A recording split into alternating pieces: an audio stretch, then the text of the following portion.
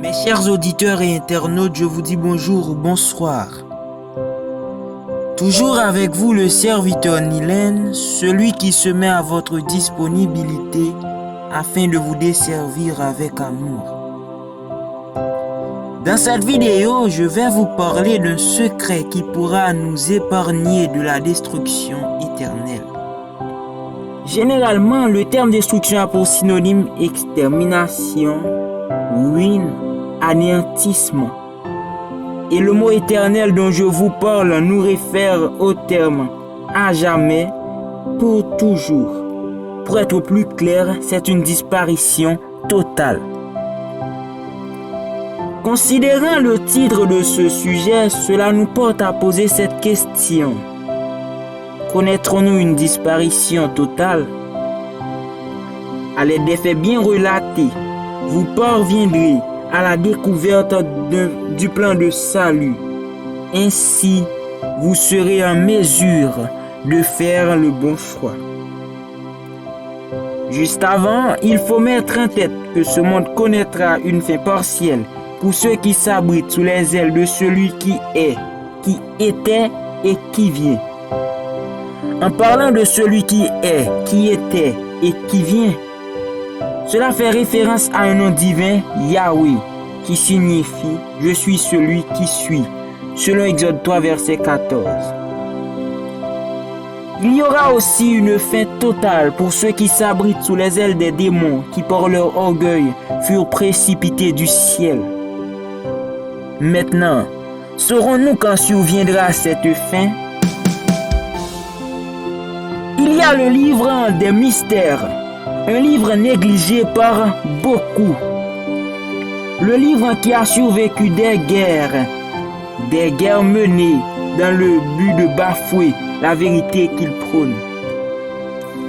Ce livre n'est autre que la Bible.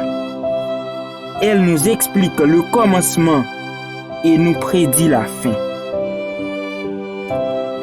La Bible nous montre clairement que ce monde a eu un commencement et aura une fin.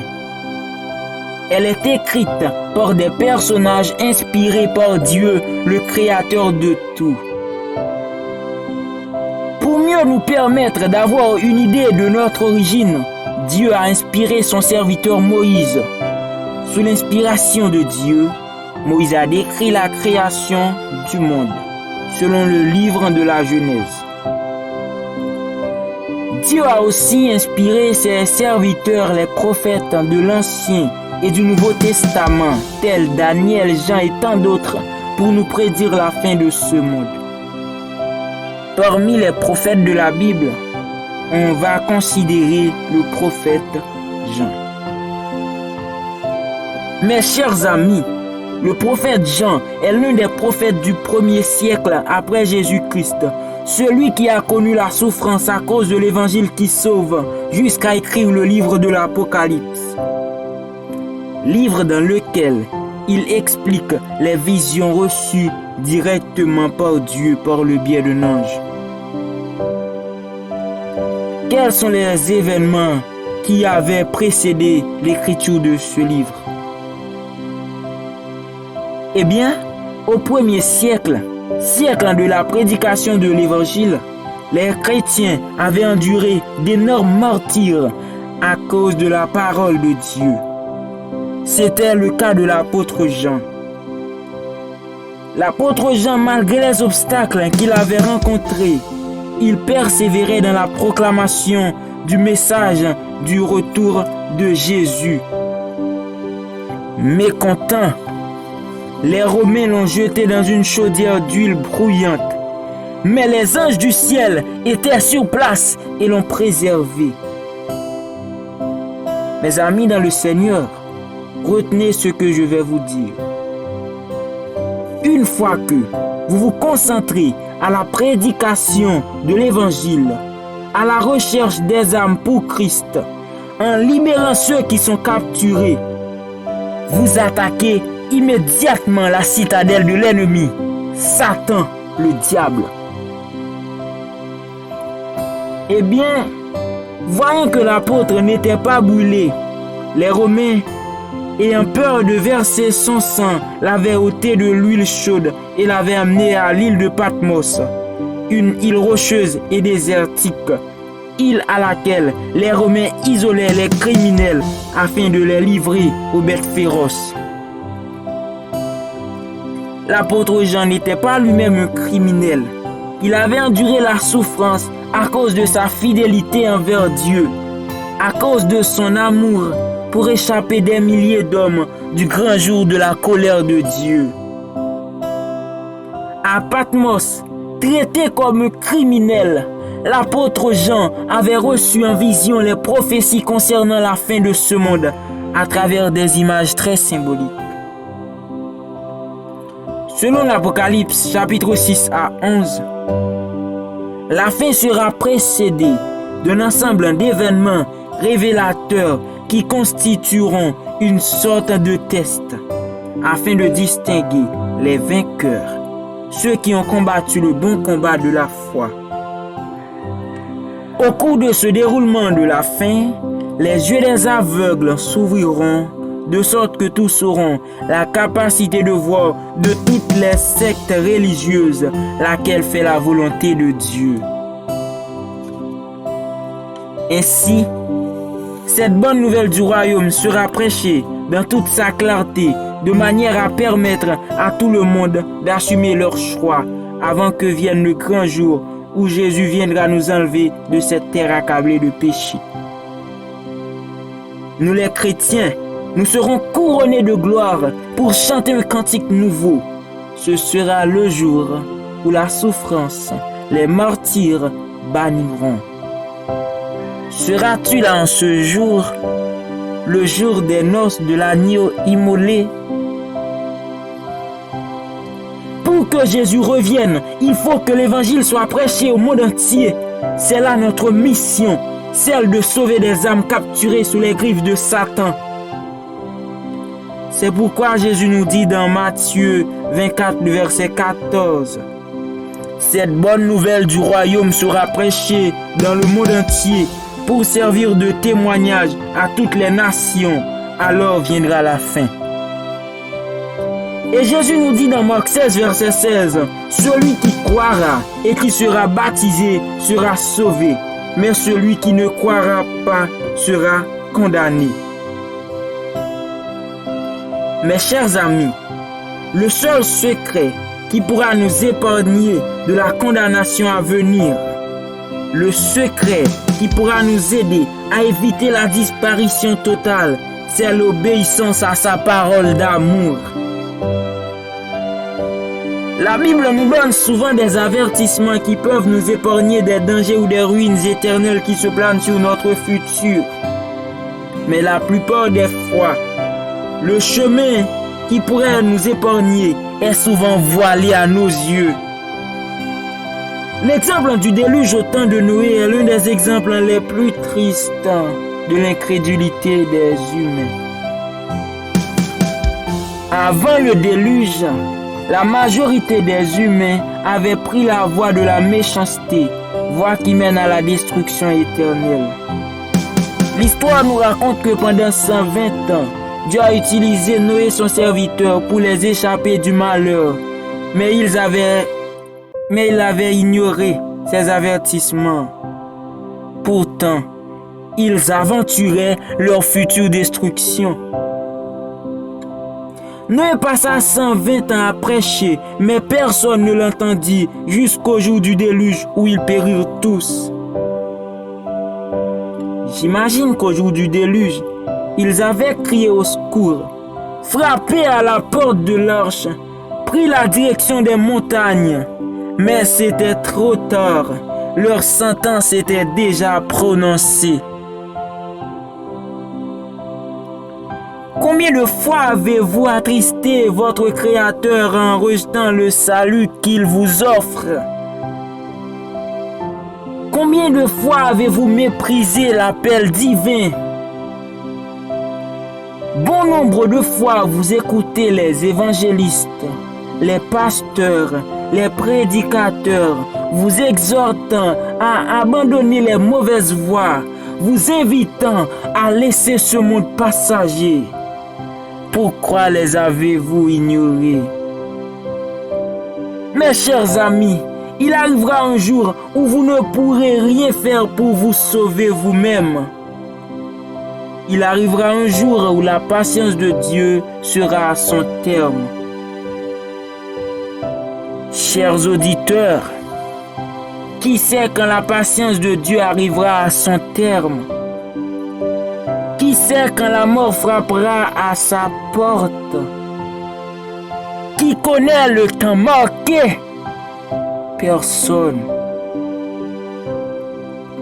Selon les écrits de l'apôtre Jean sur Apocalypse 6, versets 16 à 20, au grand jour de la colère de Dieu, les hommes diront aux montagnes et aux rochers, tombez sur nous. Cachez-nous devant la face de celui qui est assis sur le trône et devant la colère de l'agneau. Car le grand jour de sa colère est venu. Qui pourra subsister? Lorsque devant l'agneau s'ouvrira le grand livre où sont inscrits les noms des coupables absous. Dans le ciel pour jamais, nous aurons droit de vivre sous le regard de Dieu. Le repos sera nous. Serez-vous avec nous au divin rendez-vous? Serez-vous avec nous au divin rendez-vous? Fort souvent, vous entendez l'appel du Saint-Esprit, mais parfois vous laissez l'ennemi de vos âmes vous empêcher d'accepter le salut de Dieu. Satan le diable ne se présente pas sous la forme d'une caricature effrayante. Il prend parfois la forme d'un ami, d'un frère, d'une sœur, de ton père, de ta mère, d'un médium qui nous empêche d'accepter Jésus. Qui pourra nous épargner du grand dénouement de la fin? Qui peut nous épargner de l'événement apocalyptique? Un médium? Un ami? Un frère? Un père? Une mère? Laissez-moi vous raconter l'expérience d'une mère. Cette histoire s'est passée à Carrefourfeuille, au sud de la capitale de Port-au-Prince. C'était le 12 janvier 2010. Une mère était assise près de son fils de 5 ans, à l'intérieur de leur maison. Tout à coup, la terre se mit à trembler. La maison vibrait au fur et à mesure que les secousses s'intensifiaient. L'enfant pris de panique tendit les mains à sa mère. Animée de l'instinct maternel, la mère essayait d'aider l'enfant quand la toiture s'écroula, la heurta et la pressa contre l'enfant, tombé à la renverse. Le nez de l'enfant se trouvait alors coincé sous les seins de la mère qui était immobilisée par le poids des décombres. « Maman !» criait l'enfant. « Je ne peux pas respirer, s'il vous plaît. Je vais mourir, maman. Sauve-moi. » L'enfant caressait le visage de sa mère jusqu'à ce qu'il meure asphyxié au-dessous de sa mère. En ce jour, la mère ne pouvait pas sauver son enfant chéri qui la suppliait en lui caressant le visage. À travers cette histoire vraie, nous voyons que les mères ne seront pas en mesure d'épargner leurs enfants. Personne ne sait le jour du malheur. Si la mère savait que le tremblement de terre se produirait, elle se retirerait de l'intérieur de sa maison. Elle s'abriterait en un lieu sûr ou dans une zone de confort. À travers cette histoire vraie, nous voyons que nul ne sait quand le malheur frappera à sa porte. Nul ne sait le jour de la fin de toutes choses. Fais en sorte que tu ne sois pas parmi ceux qui diront aux montagnes et aux rochers de leur cacher de la colère de Dieu. Viens à Jésus, le Sauveur qui nous aime. Il est ton unique ami. Sur la croix, il a porté le poids de tes péchés. Il s'est chargé de nos iniquités, subissant la plus terrible agonie.